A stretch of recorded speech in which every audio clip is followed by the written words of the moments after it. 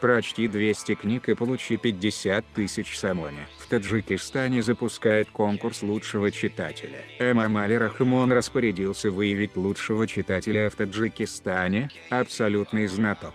Книголюб получит 50 тысяч самони. В честь 30-й годовщины независимости республики президент Таджикистана Эмомали Рахмон подписал постановление провести в 2019 году республиканский конкурс Фруги Субхиданы «Сияние утра знаний» среди различных слоев общества, в том числе учащихся и студентов страны, сообщает пресс-служба главы государства. Эмомали Рахмон поручил Минфину страны из резервного фонда главы государства выделить исполнительному аппарату президента Таджикистана для реализации данного мероприятия 310 тысяч самони.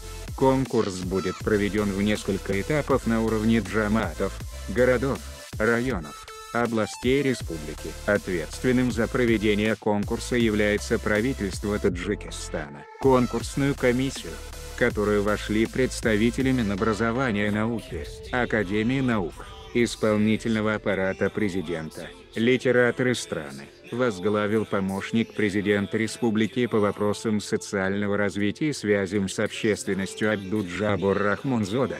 Участники конкурса, к примеру, должны наизусть знать не менее 100 газелей, 120 рубай, 100 строк из посвящений, 200 строк стихов, 300 строк из поэм, произведений таджикской классической и современной поэзии. Они также должны знать таджикскую классическую и современную прозу, детскую литературу, творения классиков мировой литературы. Участники конкурса обязаны прочитать не менее 50 новелл, 20 романов, 30 повестей, 15 воспоминаний писателей и поэтов, 25 сказок, не менее 10 произведений иностранных литераторов.